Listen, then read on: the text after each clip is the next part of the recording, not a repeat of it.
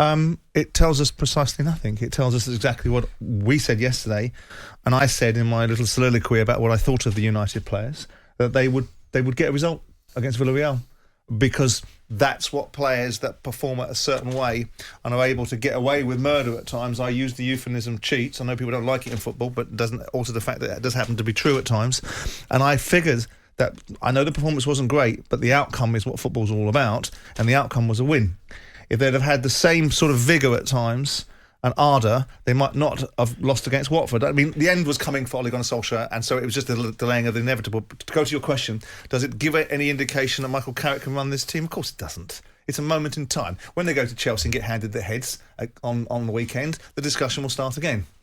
And you think they will get handed their heads? I mean, in view of what we saw last night, obviously it's an indicator. There was professional pride. We've not seen a lot of it from them, but they're not going to turn up at Chelsea and allow Chelsea to run riot. But Chelsea are a far better side, right? So they may rise to the occasion, but the balance of probability will tell you that they will get their heads handed to them on Sunday if they do anything vaguely resembling playing the way they did against Villarreal, Watford and the recent teams that they played against. Well, there's talk, Trevor, as you know, about the interim manager's role being given to Ernesto Valverde, once of Barcelona. But you say forget that, put a line through his name because Carrick's the man. Well, I think he's given them something to think about, Michael Carrick. I thought the way that he changed the team, I thought it was quite harsh with certain players, which at times as a manager you need to be.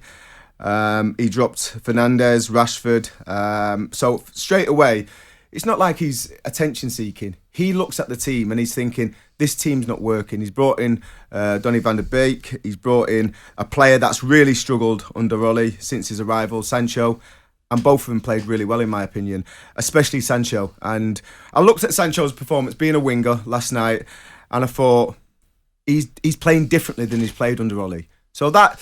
In what way? In a couple of ways, I think, why wasn't he doing that for Ole, and how much responsibility did Michael Carrick have under Ole? Because the way he played last night reminded me of wingers in my day where you realise you're going to be out of possession quite a lot. Right. You sit in, laterally you move across with your midfielders. They went into a 4-4-1-1 with Donny van der Beek behind Ronaldo. And then when you get the ball, then you try and do a bit. Whereas before, I've never seen the wingers at Manchester United go that deep and work that hard for the team. So Michael's changed things within the shape of the team. I think mentally with a few of the plays, he's obviously brought them to the side. And look, you go back a long way with Carrick, don't you? Listen, Michael's football royalty. You know, he won the FA Youth Cup when he was 16, 17 years old.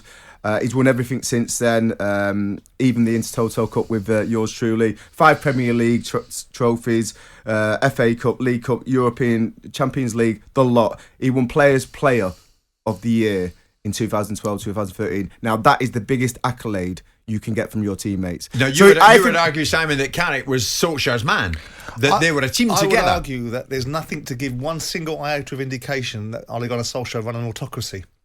He ran a bleeding democracy, and they were all implicitly responsible for what we saw. So every part of his coaching team, he's not a dictator. He isn't somebody that has a strength of character to double down. We've seen it on the pitch. We see the way he coordinates players and liaises with players and takes their opinion. We see the way he engages with the media.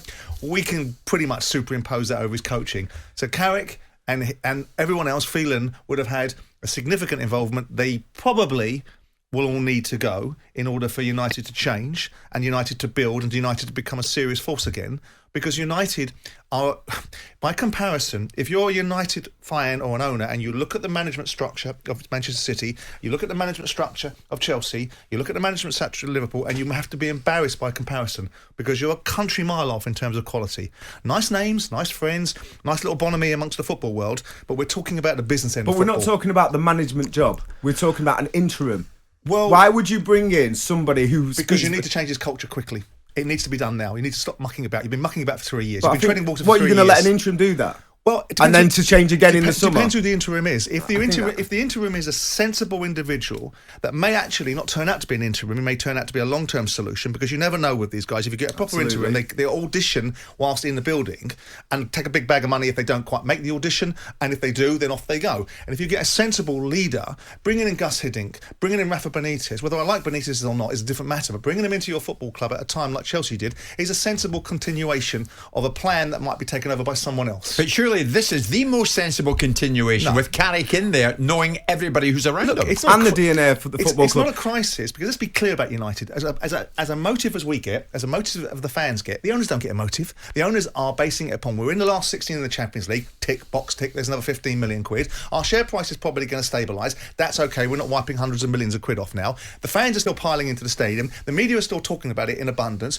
We're all right, Jack. We haven't got to make a decision. But if you really want to talk about it in football terms, where we sit today, right, Michael Carrick cannot provide a solution. He can only hold the water as to the level that it's at now. And the level that it's at now is miles off. Well, Trevor, Peter's off. a Manchester United fan, and Peter's saying, look, he was part of the problem. He was part of the other coaching I understand staff what with Ole. Peter's saying, but like I said, Michael's not an attention seeker. He might have been one of the coaches there who had something to say, said it, and was overlooked by the other coaches. There was a lot of coaches in there. You know, we're talking Kieran McKenna, Mike Phelan, Ollie, his own backroom staff. There's a lot of people. Michael wouldn't have been too forthcoming or forthright with his opinions. Right. He would have just been a part of the team. He would have supported the players individually. And I think when it comes to the big decisions, Ollie would have made them. Okay, so you're saying give Carrick the interim job. Give Carrick the interim role. He's just got an absolutely... Remember... Give me a couple of 2 or 3 sentences as to why he should get it. The interim role. Unai Emery beat Manchester United in the Europa League Cup final. Michael just gone there and beat them on their own patch. 2-0. As we live in today, forget the past, Trevor, because that's done. That was 6 months ago. As we live today, they're 12th in La Liga. They're not a very good side. They're probably comparable to Watford. So really and truly, you can't pull out what Unai Emery did. It's like pulling out what Mourinho did at Porto. You can only beat the team. You can only beat the side in front of you. And I've seen performances very different from what I've seen under Ole Gunnar Solskjaer. I've got And to you say know that. Carrick. You saw the performance yesterday against Villarreal as a massive improvement. Apart from the opening 20 minutes where there was a couple of good saves by De Gea, I thought that was a different approach. They were pressing high, they were sitting deep at times, and they looked like really good units. Football's about opinions, isn't it? And ultimately, we will see. I can't imagine that any sensible observer would suggest that Carrick is going to be a fit for the next 26 games. Well, let's put it out there. United fans listening, I see the reaction already. Trevor's saying, give it to Michael Carrick, right? The interim manager's role, give it to Carrick and see how it goes. I don't see the gains and the pros in bringing in a man who doesn't really speak great English. He doesn't know the players. He doesn't know the structure of the football club. Why? You've got somebody there now who all the fans respect and will give him a chance. Okay. And Simon, he's already Carrick, shown that he can be harsh. He doesn't have to be confrontational. You get 2 words on that, Simon. Absolutely not. No, I don't think so. It's big boy stuff now. And this is a big football club. And you've had your time as a coach, member of the coaching staff. You've had 3 years. None of you done particularly well. Time for a change. Are there United fans out there who say, yes, they go with Trevor, Carrick, give him the interim role? Jim White and Simon Jordan. Monday to Thursday morning, 10 till 1. On AM, on DAB, via the talkSPORT app and on your smart speaker. talkSPORT.